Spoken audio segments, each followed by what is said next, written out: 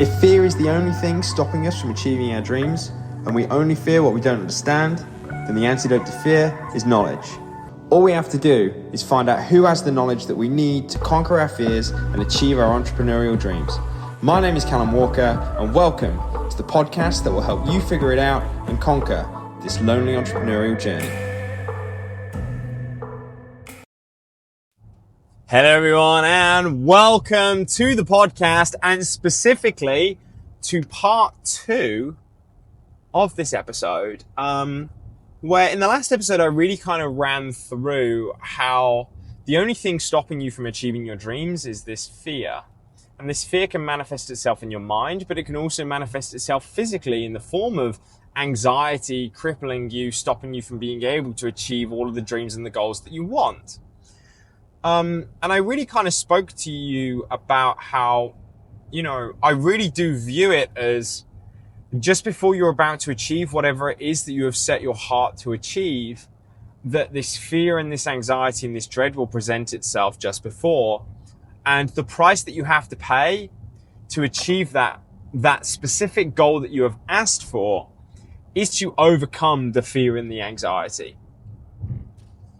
And what I'm going to kind of share with you is specifically how I've been able to do that myself when been fully overtaken by that anxiety and been overwhelmed by the fear, overwhelmed by the anxiety previously.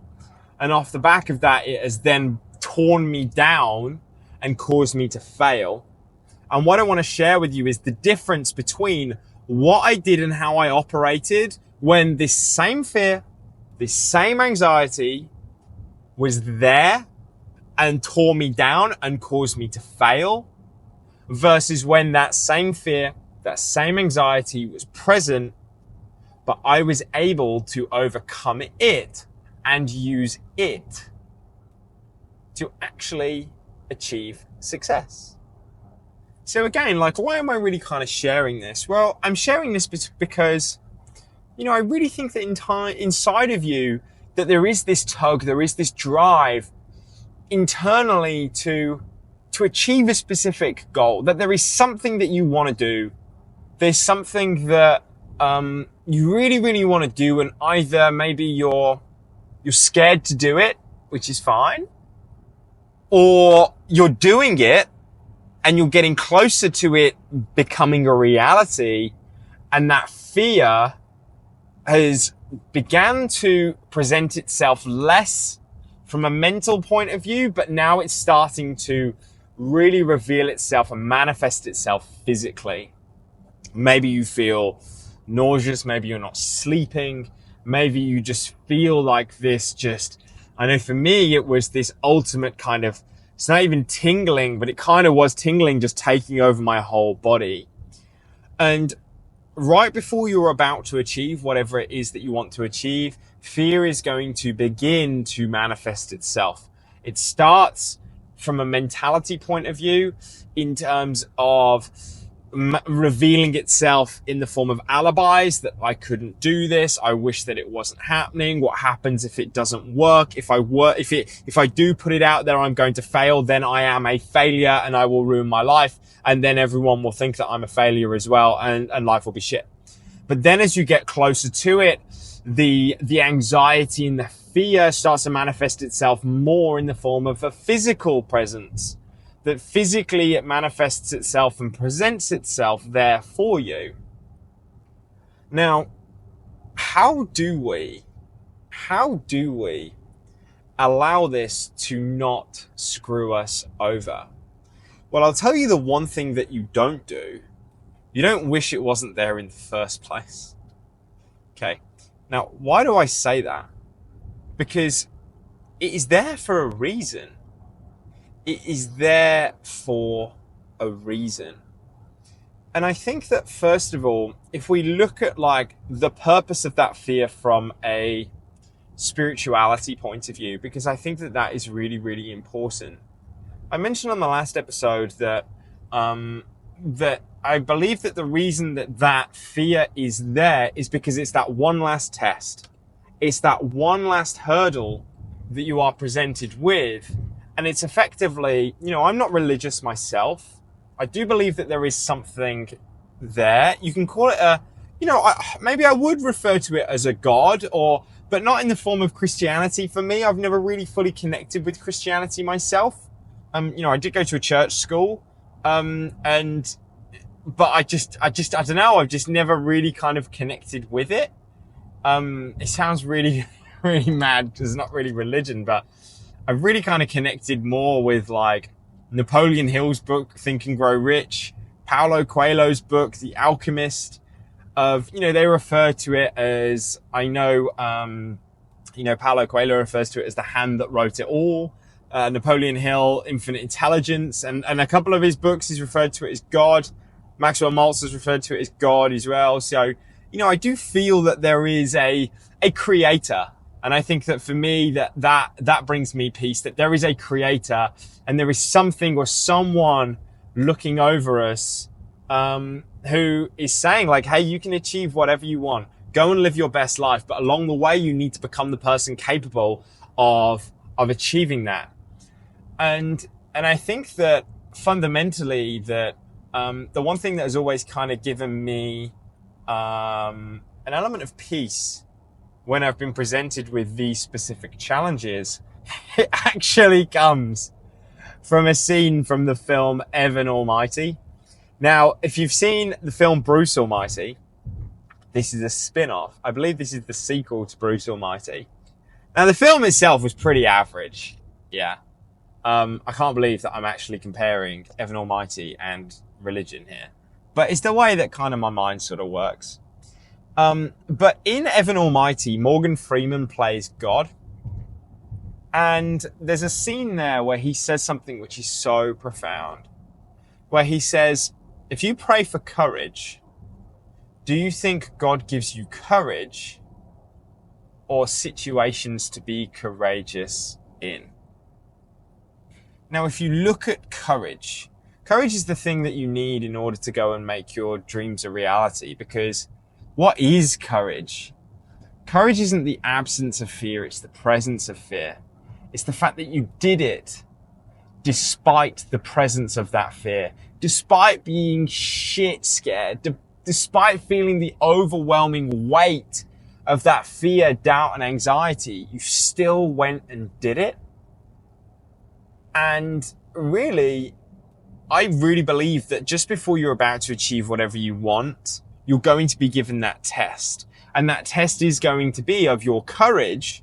Now, how do you have courage? Because you have belief that you are good enough to overcome that doubt, to override that doubt, to say, whatever you are telling me right now, shitty little voice, whatever you are telling me right now, yes, that voice is loud, but I don't believe it. I don't believe it because I know that I am good enough to do it, because I am the person capable of being able to do it. And I think that's why things are hardest the most when you first try it, because you haven't got an abundance of evidence that you are good enough to be able to do it. You're kind of just sticking yourself out there and you're trying to do it. But the second time you are better at doing it, so that fear is a little bit like quieter, that anxiety is a little bit less loud. And the more and more you do it, the better you become, the easier it becomes, and that fear starts to kind of dissipate itself. So I think the first thing is that it's seeing that fear and that anxiety as nothing more than a test. That this is my test. This is my test for me to get over this hurdle. And I need to be the person capable of being able to jump over this specific hurdle. So what are the skills that I need in order to overcome this hurdle? And truthfully, do you know the way that you really acquire the skills to overcome that hurdle? The way you do it is by having fucking fallen flat on your face so many times when trying to do it, and look at it through the lens. Okay, why did I fall flat on my face last time? So for me, whenever I failed on a speaking engagement, it was because I'd allowed that fear and that anxiety to overwhelm me. But secondly, the other reason why it had overwhelmed me was because I was kind of trying to recite a script. Whereas I don't do my best work when I'm reciting a script. I do my best work when I've got a fucking whiteboard next to me and I just go off track. I have a kind of like clear direction that I'm taking the talk in, but that's how I'm doing it. So it was like, for example, this year when I was speaking at the summit in the morning, I froze. I was practicing my lines and I froze. Now, previously that caused me to panic and really to kind of go to like absolute ruin and just like fall to shit. But this time I didn't. Why? Because I just saw it as, you know what, Cal, the reason why you're fucking freezing here is because you're trying to recite a script. Just get rid of half of these slides and just get to the whiteboard as fast as you possibly can. And that's what I did. And as soon as I did that, I actually stopped practicing because I was like, I know what I'm talking about. I've done this 1,000 times. I can do it. Now that nerve and that anxiety was still there. So I think the reason I'm kind of bringing all this up is that part one, so step one in this is first of all seeing it as it's just a test. It's just a test and it is normal. And I need to get clear on like, okay, if I have failed previously, why have I failed? Who was I previously and who do I need to become in order to overcome this specific hurdle? But secondly, even when you see it as a test, that fear and that anxiety is still going to be there from a physical point of view. It's still going to be there. Why? Well, the first step in making sure that it doesn't overcome you and overwhelm you is to realize what it actually is. So when you're experiencing anxiety, when you're experiencing this fear and this sensation to run away, the important thing to see it as, you have this fight or flight response. Okay, that's what it is, yeah? It's sympathetic nervous system going into overdrive, and you are being pumped full of everything that you need to either run away or to fight. But there's a key thing there. You can use it to run away, or you can use it to fight. So you can use it to get away from the situation in terms of fear, or you can use it as energy to execute the specific task in front of you. Now, one of the big shifts that allowed me to overcome the overwhelming sensation of dread, worry, and fear associated with when I was getting on a stage was actually seeing it for what it is. First of all, instead of going, I'm anxious and I'm nervous, I switched it to, I'm excited. This is just the body presenting me with everything that I need in order to go and execute that task. And what is that anxiety and that fear from a physiological, chemical point of view? Do you know what it is? It's adrenaline. That's all it is. It is adrenaline. That the body is basically pumping you full of adrenaline right now. Why does the body pump you full of adrenaline? Because it is ready and it knows that there is a specific task coming up that is going to require energy. So what is the adrenaline? The provision of the energy necessary to go and execute that specific task. When you can see it solely as, I am not anxious, I'm just feeling feelings of anxiety, which is actually the presence of adrenaline, which is actually the presence of the energy necessary to achieve this specific task, well, then it doesn't have power over you, you have power over it. Because then you can use the energy as opposed to being used by the energy. How do you do that? Take a deep fucking breath and get yourself in control of your mind. By going, it is just energy. I feel the energy. I feel it there. I feel the tingling. I feel the sensation. I don't want it to go away because I need this. This is what I need to achieve the task. If I have first tee nerves on the golf course, if I am scared on the golf course, well, actually, I can see it one of two ways. I can see it as, oh my God, like I'm absolutely panicking and I'm going to fall to shit and I'm going to be shaking and all of that nerve in my hand is going to cause me to hit the ball like a dickhead. Or I can go, well, actually, this is the energy I need to go and absolutely smoke it down the fairway. This is the energy I need to go and step onto the stage and finally achieve the thing that I want to step on the stage and deliver this amazing talk, which is what I was born to do, which is the only thing I've ever known that I want to do. The God, infinite intelligence, the hand that wrote it all, whatever it is, has given me the energy to say, here you go, son. Go and fucking nail it. Go and fucking nail it. This is your moment. Go and do it. This is your time. Go and be the hero. That shift is how you can use it. Go and do it. So again, in any form of fearful situation, you can do one of two things. You can run away from it, or, and again, you know, I'm not going to share this specifically because it's very deeply personal, but, you know, we've been in kind of like, I've been in situations in my life where it genuinely has been kind of a life or death, not specifically for me, but for, you know, people in the situation around me. And during that time, I could do one of two things: fucking melt down and turn to a puddle, or take a breath and go, right, I need to figure something out here, because if I allow this to overwhelm me, then this is going to go to shit. Versus actually, we need to make sure that we can figure out a solution here.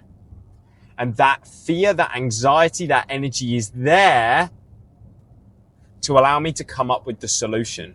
You look at adrenaline. Adrenaline does multiple things in the body. One, it can give you the physical energy necessary to execute a task, but also it can give you the mental energy necessary to execute a task. Because we look at neuroplasticity, for example, the brain's ability to change, but the brain's ability to learn, to think and be creative, we require adrenaline to do that. That's partly why caffeine, I was about to call it caffeine, from the American form, that caffeine is necessary for us to have the cognitive energy necessary to come up with specific solutions. So don't run away from it. Use it and run towards it. And when you do that, it's really, really amazing, because you start to operate with a different energy. You start to view yourself differently, and you start to see yourself as powerful versus powerless. You start to see yourself as someone who is able to use that energy. And I'm in charge, and I am powerful, and I am fucking capable, and I am the fucking man. And I can do this. So when you have these situations present themselves, and they will, see it as an opportunity to become the person that you've known that you always were worthy of becoming. And I think really it's only really started to kind of dawn on me that is how you really kind of step into the shoes of the person that you know that you actually are worthy of becoming, by seeing it through the lens of all of those past experiences when you have had success, when you have gone, do you know what, actually, even when shit hit the fan, my back was against the wall, I made it work. That is someone of substance. So I think that life is very, very boring when we know exactly what is happening and we're not growing. Remember, the whole point of growing is to go and get up to that next level. So actively seek opportunities to get to that next level. How do you do that? By having fearful situations put in front of you. But don't see it as fear, see it as excitement. See it as an opportunity to step into the shoes of that person who is capable of doing it. I feel very excited. I feel really excited, and you should too. So, yeah.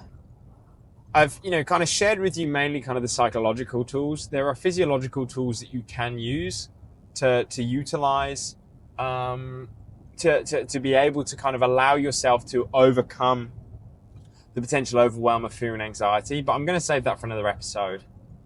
So never forget, if every single one of your clients gave you just one new client, you've doubled your business.